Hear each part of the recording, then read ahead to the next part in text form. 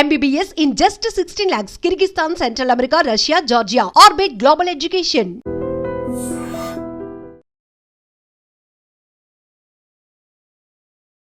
నమస్కారం, welcome to I dream. ధర్మ మార్గం విత్ విజిత కార్యక్రమానికి స్వాగతం. ప్రస్తుతం మనతో పాటు ఉన్నారు ప్రముఖ ఆధ్యాత్మికవేత్త, పంచాంగకర్త బ్రహ్మశ్రీ చిలకమర్తి ప్రభాకర చక్రవర్తి శర్మ గారు. గురువు గారు రాసిన పుస్తకాలు ఎన్నో ఉన్నాయి. వాటిల్లో ముఖ్యంగా ఒక 2-3 పుస్తకాలు విశేషమైనవి. వాటిల్లోంచి ఒకటి ప్రధానంగా తీసుకోగలిగితే అదే స్వామివారికి సంబంధించిన దశావతారాలకు సంబంధించిన పుస్తకం.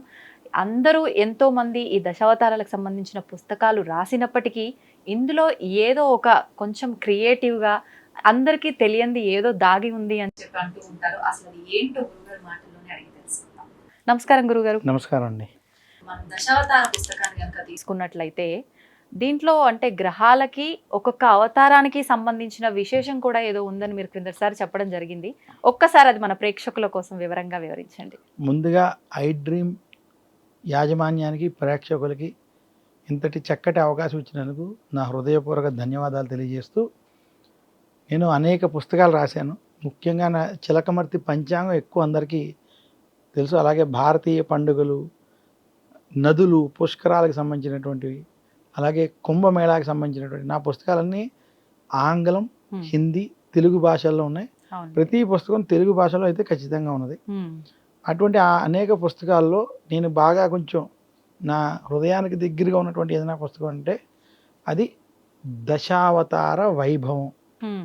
ఎందుకంటే శ్రీ మహావిష్ణువుకి సంబంధించినటువంటి 10 అవతారాలు ఏమిటి, ఆ అవతారాలకు సంబంధించినటువంటి పురాణ విషయాలు కథల రూపంలో ఉన్నటువంటి దశావతారాలకి అంటే మత్స్య, కూర్మ, వరాహ, నరసింహ, వామన, శ్రీరామ, బలరామ, శ్రీకృష్ణ, ఈ అవతారాలు, అలాగే కల్కి అవతారం ఉన్నటువంటి ఈ 10 అవతారాలు ఏవైతే అవతారాలు ఉన్నాయో ఆ ఒక్కొక్క అవతార విశిష్టత ఏమిటి, ప్రాధాన్యత ఏమిటి అది చెబుతూ, అదే కాకుండా ఒక్కొక్క అవతారానికి మన నవగ్రహాలలో ఉన్నటువంటి ఒక్కొక్క గ్రహాన్ని ముడిపెట్టి ఉన్నాయి.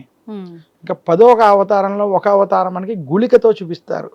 అలా నవగ్రహాలు 9 గ్రహాలకి సంబంధించినటువంటి ఉన్న అవతారాలని కూడా దాన్ని రిలేట్ చేస్తూ, ఇదే కాకుండా ఈ దశావతార వైభవంలో ఆ దశావతారాల పూజా విధానాన్ని ఇవ్వడం జరిగింది.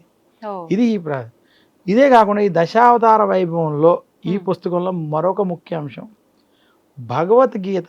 ఈ నేటి కాలంలో అందరూ భగవద్గీత చదవడం చాలా ముఖ్యం. అయితే భగవద్గీత పూర్తిగా చదవలేనటువంటి వారికి జ్ఞాన వైరాగ్యానికి సంబంధించినవి కావచ్చు, మోక్షానికి సంబంధించినవి కావచ్చు, అలాగే నేటి ఆధునిక సమాజంలో వృత్తి, ఉద్యోగ, వ్యాపార పరంగా ఎదురయ్యేటువంటి సమస్యల్ని ఎలా ఎదుర్కోవాలో సంబంధించినటువంటి ముఖ్యమైన శ్లోకాలు, అర్థాలు భగవద్గీతలో ఉన్నటువంటి ఒక 100 శ్లోకాలు, అర్థాలు ఇందులో ముఖ్యమైనవి ఇవ్వడం ప్రధానంగా. అలాగే విష్ణు సహస్రనామం, లలితా సహస్రనామం, అలాగే విష్ణుమూర్తికి సంబంధించినటువంటి ముఖ్య స్తోత్రాలు, దశావతారాలకు సంబంధించిన ఒక్కొక్క అవతారానికి సంబంధించినటువంటి స్తోత్రాలు, మత్స్యావతారానికి చదువుకోవాల్సినటువంటి స్తోత్రాలు, కూర్మావతారానికి సంబంధించిన స్తోత్రాలు, రామావతారం, కృష్ణావతారం స్తోత్రాలన్నీ కూడా ఒకే పుస్తకంలో సవివరంగా. అలాగే ఏకాదశి వ్రతం, చాలామంది ఏకాదశి వ్రతాలు చేస్తారు. ఏకాదశి వ్రతం ఎలా ఆచరించాలి, పూజా విధానం, ఏకాదశి వ్రతాన్ని ఇందులో ప్రత్యేకంగా ఏకాదశి వ్రతాన్ని కూడా ఇవ్వడం.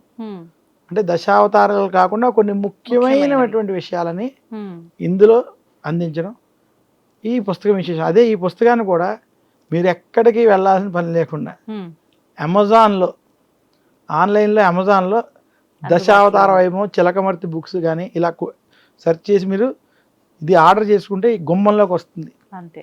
ఇది కాకుండా నాగేంద్రాస్ గొల్లపూడి అనే రాజమండ్రిలో ఉన్నటువంటి పబ్లికేషన్లో కూడా ఈ పుస్తకం లభిస్తుంది. అమెజాన్లో కూడా తెచ్చుకోవచ్చు. అలాంటి ఈ పుస్తకాన్ని, ఇది ఒక్క పుస్తకం ఇంట్లో ఉంటే ఇంట్లో శ్రీ మహావిష్ణువుకి సంబంధించినటువంటి సంవత్సరంలో వచ్చేటువంటి 10 అవతారాలు, ఉదాహరణకి మనకి శ్రావణ మాసంలో కృష్ణపక్షంలో కృష్ణాష్టమి, భాద్రపద మాసంలో శుక్లపక్ష ద్వాదశి రోజు వామన అవతారం ఉంది. వామన అవతార పూజ ఎలా చేసుకోవాలి, ఇవన్నీ కూడా అవన్నీ కూడా పూజా విధానం. అందుకని ప్రజలకి ఇలాంటివి కొంచెం అందుబాటులో ఉంటే, అవునండి. ఒకే దాంట్లో ఉంటే సరళంగా ఉన్నట్లయితే వారు ఆచరించుకోవడానికి అనుకూలంగా ఉండాలి, వారు ఆచరించేటువంటి విధంగా ఉండాలనేటువంటి సంకల్పంతో చేశాను. రెండోది, చాలామందికి రామ అవతారం అంటే రాముడు సూర్యగ్రహాన్ని సూచిస్తాడు. ఆయన జాతకంలో బుధాదిత్య యోగం, కర్కాటక రాశి, కర్కాటక లగ్నం, లగ్నం నుంచి దశమ స్థానంలో రవి బుధులు బుధాదిత్య యోగం ఉన్నటువంటి జాతకం. అది చాలా అద్భుతమైనటువంటి జాతకం. మీనంలో శుక్రుడు, రాముడు ధర్మస్థాపన కోసం, బుధాదిత్య యోగం కోసం, అందులో ఇక్ష్వాకు వంశం, రవి గ్రహాన్ని సూచించే అవతారం రామ అవతారం. చంద్రగ్రహాన్ని సూచించే అవతారం కృష్ణ అవతారం. అలాగే కుజగ్రహాన్ని సూచించే అవతారం నరసింహస్వామి అవతారం. బుధ గ్రహాన్ని సూచించే అవతారం కల్కి అవతారం. బృహస్పతి అయినటువంటి గురు గ్రహాన్ని సూచించే అవతారం వామన అవతారం. శుక్ర గ్రహాన్ని సూచించేటువంటి అవతారం బలరామ అవతారం. శని గ్రహాన్ని సూచించే అవతారం కూర్మ అవతారం. అందుకనే ఏలినాటి శని అటువంటి ప్రభావం ఉన్నటువంటి వారు కనుక, ముఖ్యంగా వైష్ణవ సిద్ధాంతాన్ని పాటించేటువంటి చాలామంది కూర్మావతారాన్ని పూజించడం, శ్రీకూర్మం అంటే ఆలయ దర్శనాలు చేయడం చేత ఏలినాటి శని కొంచెం దోష నివృత్తి జరుగుతుంది అని నమ్ముతారు. ఎందుకంటే మనకి ఇలా ఒక్కొక్క గ్రహానికి ఒక్కొక్క అవతారం ఉంది. అంటే ఈ గ్రహానికి సంబంధించిన ఇబ్బందులు ఉన్న వాళ్ళు ఈ అవతారానికి సంబంధించినటువంటి పూజ చేసుకున్న, ఈ యొక్క స్తోత్రాలు చదువుకున్న వారికి శుభ ఫలితాలు కలుగుతాయి. అవన్నీ కూడా ఈ పుస్తకంలో ముడిపెట్టి కొంచెం అందరికీ అర్థమయ్యే విధంగా, ఉపయోగపడే విధంగా. నిజంగా మంచి ఆలోచన. అలాగే మత్స్య అవతారం కేతువుకి, వరాహ అవతారం రాహుకి, ఇలా 9 గ్రహాలు, 9 అవతారాలు. అలా మనం ఈ అవతారాలకి సంబంధించినటువంటి విషయాలని మనం అందరికీ అందుబాటులో ఉండే విధంగా ఈ దశావతార వైభవం అనే పుస్తకంలో చెప్పడం జరిగింది. ఇది ఐ డ్రీమ్స్ ద్వారా అందరికీ తెలియజేస్తూ ప్రేక్షకులకి ఇది ఉపయోగపడాలని కోరుకుంటున్నాను. గురుగారు, మరి పుస్తకం గురించి అయితే తెలుసుకున్నాము. అసలు ఆ పుస్తకం తీసుకుంటే ఎటువంటి జ్ఞానం లభిస్తుంది, మాకే రకంగా ఉపయోగపడుతుంది అనే జ్ఞానం అయితే వచ్చేస్తుంది. కానీ ఇప్పుడు ఈ దశావతారాల్లో ఒక అవతారమైన కృష్ణుడి అవతారానికి సంబంధించిన కృష్ణాష్టమి మరి రాబోతోంది. ఒక్కసారి దాని గురించి వివరించండి. అమ్మ, కృష్ణ అవతారం గురించి ఏం చెప్పాలి అంటే, ఇంకా కృష్ణం వందే జగద్గురుం. ఈ జగద్గురువులు మనకి ఇద్దరే ఉన్నారు. ఒకటి స్వయంగా శివుడు అవతారంలో వచ్చినటువంటి జగద్గురు శంకరాచార్యులు వారు. అలాగే మనకి శ్రీకృష్ణ పరమాత్ముడు కూడా జగద్గురు. ఎందుకు అంటే ఆయన భగవద్గీత ద్వారా ఈ లోకానికి గీతోపదేశం చేశాడు. అంటే జ్ఞానోపదేశం చేశాడు. జ్ఞానం అంటే మనం అసలు మన యొక్క జీవితంలో భక్తి మార్గాన్ని ఎందుకు ఎంచుకోవాలి అంటే, ప్రతి మానవుడు తన జీవితంలో భక్తి మార్గము ద్వారా జ్ఞాన మార్గమును, జ్ఞానం అంటే ఇక్కడ ఆధ్యాత్మిక జ్ఞానం, సాధనకి సంబంధించినటువంటి జ్ఞానం, మోక్షానికి సంబంధించినటువంటి జ్ఞానం, భగవత్ తత్వానికి సంబంధించినటువంటి జ్ఞానం, భగవంతుడికి సంబంధించినటువంటి జ్ఞానం. ఇటువంటి జ్ఞానాన్ని మనం పొందాలి అంటే, ఆ జ్ఞానం పొందడానికి ముఖ్యమైనటువంటి విషయాలు చూసుకుంటే ప్రస్థానత్రయం అంటారు.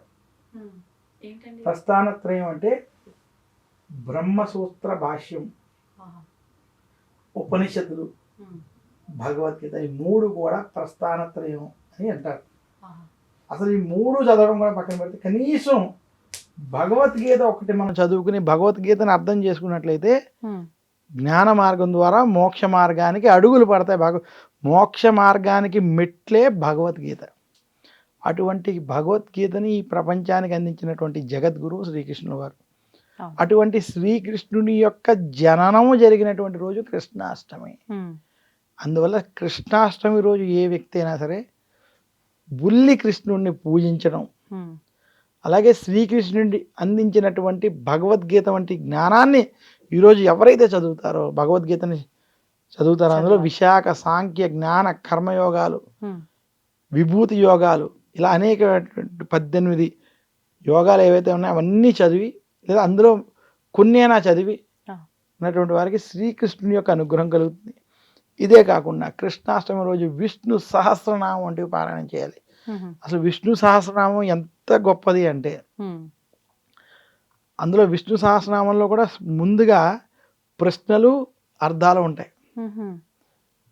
ప్రశ్న వేస్తున్నది ప్రశ్న ఎవరు? అందులో కూడా భీష్ముడు శ్రీ భీష్మ ఉవాచ అంటే దానికన్నా ముందు కిమేకం దైవతం లోక కిం వాప్యేకం పరాయణం స్తువం సక్కం కమర్చంత ప్రాప్నుయుర్మానవా శుభం కో ధర్మ సర్వధర్మాణం భవతః పరమోమతః కిం జపం ముచ్యతే జంతు జన్మ సంసార బంధనాత్. ఇది ప్రశ్న. ఎటువంటి కో ధర్మ సర్వధర్మాణం, అన్ని ధర్మాల్లో ఎటువంటి ధర్మమే గొప్పది, ఎటువంటి వాణ్ణి మనం పూజించినట్లయితే ఈ జన్మ సంసార బంధనాల నుంచి మనం విముక్తి పొందగలం. కో ధర్మ సర్వధర్మాణం భవతః పరమోమతః కిం జపం నృత్యతే జంతు జన్మ సంసార బంధన. దానికి భీష్ముడు చెప్తాడు. శ్రీ భీష్మ ఉవాచ భీష్ముడు చెప్తాడు జగత్ ప్రభుం దేవదేవం అనంతం పురుషోత్తమం స్తువన్నామ సహస్రేణ పురుష శతతో స్థితః త్వమేవ చార్జయన్ నిత్యం. ఈ రకంగా విష్ణు సహస్రనామాల్లో ప్రశ్నలు సమాధానాలు ఉండి తర్వాత విష్ణుమూర్తి యొక్క సహస్రనామాలు. ఇవన్నీ కూడా కృష్ణాష్టమి రోజు ఎవరైనా తెలిసి కానీ తెలియ కానీ చదివి దాన్ని అర్థం చేసుకుంటూ విన్నట్లయితే ఖచ్చితంగా శ్రీకృష్ణుని యొక్క అనుగ్రహం కలుగుతుంది. రెండు, అసలు కృష్ణాష్టమి రోజు ఏమి ఆచరించాలి అనేటువంటి, అంటే ఎక్కువగా పూజలు ఆరాధనల పైకి కాకుండా లేదు, ఖచ్చితంగా పూజలు అవి చేయాలి. కానీ పూజలు ఆరాధనలు అంటే కృష్ణాష్టమి రోజు సూర్యోదయానికి పూర్వం లేవడం, అలాగే కృష్ణాష్టమి రోజు ఇంటిని శుభ్రంగా ఉంచుకుని బాలకృష్ణుణ్ణి పూజించాలి. మరి గురుగారు, ఆ రోజున మనం ఆ కన్నయ్యని ఏ రకంగా ఆరాధించాలంటారు? కృష్ణాష్టమి రోజు ప్రతి ఒక్కరూ శ్రీకృష్ణుణ్ణి బాల రూపంలో పూజించాలి ముందు. ఎందుకంటే కృష్ణాష్టమి అంటే శ్రీకృష్ణ భగవానుడు జన్మించినటువంటి రోజు.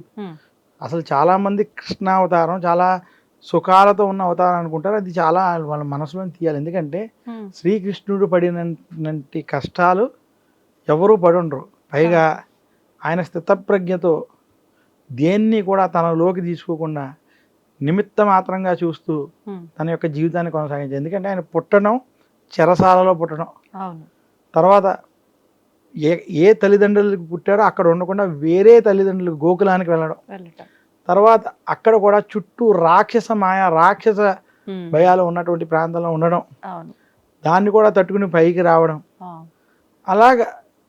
అలాగే తనకి ఇష్టపడినటువంటి వాళ్ళకి దూరంగా మధుర నుంచి మళ్ళీ ఆ గోకులం నుంచి ద్వారకకి మారడం, మహాభారత యుద్ధం వంటివన్నీ కూడా ఆయన సమయంలో జరగడం, ఇవన్నీ కూడా కృష్ణ అవతారం అంత ఆషామాషి అవతారం అయితే కాదు. చాలా ఇది ఇంతటి దాంట్లో కూడా ఆయన ఎలా జీవితాన్ని ఇది చెయ్యాలి, కర్మని ఆచరిస్తూ జ్ఞానాన్ని ఎలా పొందాలి, జ్ఞానం ద్వారా వైరాగ్యముతో కూడినటువంటి మోక్షాన్ని ఎలా పొందాలనేటువంటి అంశాలు కృష్ణ పరమాత్ముడు ఈ జగత్తుకు అందించాడు.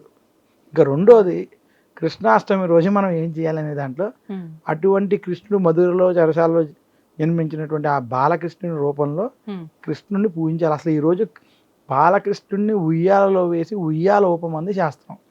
ఉత్తర భారతంలో చాలా మంది మనకి ఎలాగైతే వెంకటేశ్వర స్వామి అమ్మవారు ఎలవేలుపులుగా ఎలా ఉంటారో అలాగా బృందావనంలో ఉన్నటువంటి కృష్ణుడు ఎలవేలుపుగా ఉండి వాళ్ళు నిత్యం ఉదయం సాయంత్రం కూడా బాలకృష్ణుడిని ఉయ్యాలలో వేసి ఉయ్యాల ఊపడమే వారికి పూజా విధానం. ఎందుకు అంటే అలా ఉయ్యాల ఊపితే వారు తెలిసి కానీ తెలియక కానీ పాపాలు నశిస్తాయని శాస్త్రం. అలా కృష్ణాష్టమి రోజు కృష్ణుడిని ఉయ్యాలలో వేసినటువంటి కృష్ణుడిని పూజించడం, బాలకృష్ణుడిని పంచామృతాలతో అభిషేకం అది చేసి ఆ రోజున, అలాగే బాలకృష్ణుడికి పాలతో చేసిన ప్రసాదాన్ని నివేదన, వెన్న వంటి నివేదన చేసి భక్తి తత్వంతో తులసి దళాలతో కృష్ణుడిని అష్టోత్తర శతనామాలతో ధూపదీప నైవేద్యాలతో పూజించినటువంటి వారికి కృష్ణుని యొక్క అనుగ్రహం కలుగుతుంది. అలాగే కృష్ణాష్టమి రోజు కృష్ణుడికి సంబంధించినటువంటి స్తోత్ర పారాయణం వంటి కనీసం భగవద్గీతలో కొన్ని శ్లోకాలని అర్థాలని విష్ణు సహస్రనామం వంటివి ఈ రోజు చదువుకున్నట్లయితే విశేషమైనటువంటి ఫలితం. ముఖ్యంగా కృష్ణాష్టమి రోజు రాత్రి జాగరణ చేయడం, రాత్రంతా కూడా మన శివరాత్రి ఎలాగైతే రాత్రి శివారాధన చేస్తాం, కృష్ణాష్టమి ఎందుకంటే కృష్ణుని యొక్క జననం అర్ధరాత్రి జరిగింది. కృష్ణాష్టమి అందుకని రాత్రి సమయం వ్యాప్తి ఉన్నటువంటి రోజుని కృష్ణాష్టమిగా తీసుకుంటారు. రాత్రి సమయంలో కృష్ణుని విశేషంగా పూజించాలి. అలా రాత్రి పూజకి చాలా ప్రాధాన్యత ఉంది. ఈ రకంగా కృష్ణాష్టమి శ్రీకృష్ణుడిని పూజించమని మన యొక్క శాస్త్రాలు తెలియజేశాయి. ఆ రోజున ఉట్టి కొట్టే కార్యక్రమం కూడా ఉంటుంది కదా గురుగారు, ఇది నిజంగా అంటే శాస్త్ర ప్రకారమా లేదంటే ఒక సందడిగా కోలాహలంగా ఇది జరుపుకోవడానికా? కృష్ణుడి మీద ఆనందంతో కోలాహలంగా జరుపుకునేటువంటి విషయం. అయితే మనం ధార్మికంగా ఆధ్యాత్మికంగా చూసుకున్నట్లయితే కృష్ణాష్టమి రోజు కృష్ణుడిని పూజించడం అనేది మన సమాజంలో కొంచెం ఎక్కువ తీసుకెళ్ళాలి. ఎందుకు అంటే అవును. బాలకృష్ణుడిని పూజించడం, కృష్ణుడు అందించినటువంటి సందేశాన్ని మనం తెలుసుకోవడం, అలాగే ఆ సందేశంలో ఇచ్చినటువంటి భగవద్గీత వంటి వాటిని మనం అర్థం చేసుకోవడం వంటివి ప్రధానంగా చేయాలి. కృష్ణాష్టమి రోజు కనుక శ్రీకృష్ణుడు పూజినటువంటి వారికి ఏ లోకంలో ఎటువంటి వాటికి లోటు ఉండదు. ముఖ్యంగా ఎవరికైనా సంతాన సమస్యలు ఉంటే, సంతానం లేని వారిని ముఖ్యంగా శ్రీకృష్ణుడిని పూజించడం, కృష్ణాష్టమి వంటి పూజలు చేయమన్నాం. అలాగే వేణుగోపాల స్వామి వంటి వారిని పూజించమని చెప్తూ ఉంటారు. ఎందుకంటే కృష్ణుడిని కనుక పూజించినట్లయితే ఖచ్చితంగా ఆయన సంతాన దోష నివృత్తి చేసి వంశాభివృద్ధి, అలాగే దోషాల నుంచి తొలగించి మంచి చక్కటి సంతానాన్ని ఇస్తాడని, అలాగే సంతానం కూడా ఆయురారోగ్యాలతో ఉండాలన్న శ్రీకృష్ణుడిని పూజించమని కూడా మన యొక్క పెద్దలు తెలియజేశారు. ఇందాక మీరు అన్నట్టుగా నార్త్ సైడ్ వాళ్ళు శ్రీకృష్ణుడిని ఎక్కువగా ఆరాధిస్తూ ఉంటారు. అయితే చాలా మంది బాలగోపాలుణ్ణి నిజంగా వాళ్ళ ఇంట్లో బాలుల్లాగానే పొద్దున్న లేచిన దగ్గర నుంచి నిజంగా చిన్న బాలుడు ఉంటే ఏ రకమైన కార్యక్రమాలు చేస్తారో, స్నానం ఆచరించడం, తినిపించడము, పడుకోబెట్టడము, అలా బుజ్జగించడము, ఒక బెడ్షీట్ కప్పినట్టుగా ఇదంతా కూడా ఆచరిస్తుంటారు అని చెప్పి నేను కొన్ని సందర్భాల్లో విన్నాను. ఇదంతా అది మన ఇష్టంని బట్టి అనుసరించాలా, అలా చేసుకుంటే తప్పంటారా, ఏమంటారు? లేదు, అస్సలు తప్పు కాదమ్మా. ముందు భక్తి మార్గంలో అనేక రకమైనటువంటి మార్గాలు ఉన్నాయి. భక్తి మార్గంలో కృష్ణుడే బాలకృష్ణుడే తన యొక్క దైవమే, ఆయన నాతోటే ఉన్నారు అనేటువంటి భావనతో, భక్తితో ఆ ఉన్నటువంటి కృష్ణుడికి చేసేటువంటి ఉపచారాలు. ఇప్పుడు మనం అనేక పూజలు వ్రతాలు చేస్తాం. ఏ పూజా వ్రతం చేసినా అందులో మనం అనేక ఉపచారాలు చేస్తాం. ఆవాహయామి, ఆసనం సమర్పయామి, కాళ్ళు కడుక్కోవడానికి నీళ్ళు ఇస్తాం. తర్వాత ఏంటంటే ఛత్రం ఇస్తాం, ధూపం, దీపం ఇవన్నీ కూడా సమర్పిస్తాం. అది మనం ఎలాగ మన సాంప్రదాయంలో అలా చేస్తాము. అలాగే ఉత్తర భారతంలో ఉన్నటువంటి వారికి ఉన్నటువంటి సాంప్రదాయంలో కృష్ణుడే అంతా మనకి అని ఆ భగవంతుడికి అంత అర్పించి, అది సేవాభావంగా తన ఉదయం నుంచి సాయంత్రం వరకు ఎన్ని పనుల్లో ఉన్నా నాకు నువ్వు ఉన్నావు, నీ కోసమే నేను ఇది చేస్తున్నాను అనేటువంటి భావనతో అది చేస్తారు. అందులో ఏమి తప్పు లేదు. మన ప్రాంతీయ ఆచార ప్రకారం మనం ఆచరించుకోవడంలో అది దోషం కాదు. అంటే భగవంతుడు అన్ని రూపాల్లో ఉన్నాడు, మా ఇంట్లో బాలుడు రూపంలో ఉన్నాడు అని భావించి ఆ రకమైన సేవ చేసుకుంటున్నారు అనుకోవచ్చు. ధన్యవాదాలు గురుగారు, చాలా మంచి విశేషమైన లీలల గురించి, కృష్ణుడి విషయాల గురించి వివరించినందుకు ధన్యవాదాలు. ధన్యవాదాలమ్మా, నమస్కారం.